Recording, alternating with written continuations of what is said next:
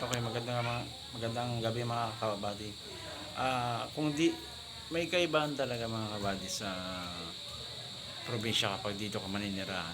Kundi ang huni, wala ka ibang marinig kundi ang huni ng ibon lamang ang marinig mo sa ating ganitong oras, alas 6. Pag alas 6 pa lang ay huni ng ibon kumpara sa mga sa syudad ay maingay o di mga sasakyan. Dito sa baryo namin sa Makakay Albay ay sobrang tahimik na.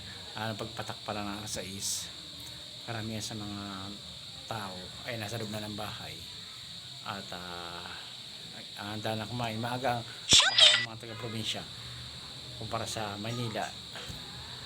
Maaga rin sila natutulog at maaga rin sila nagigising.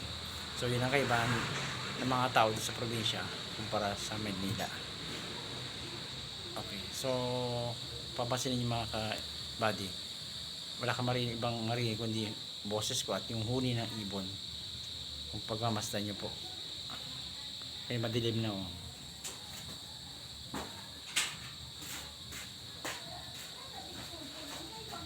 Yan mga ka-buddy. So yun po yung magandang gabi po, salamat po.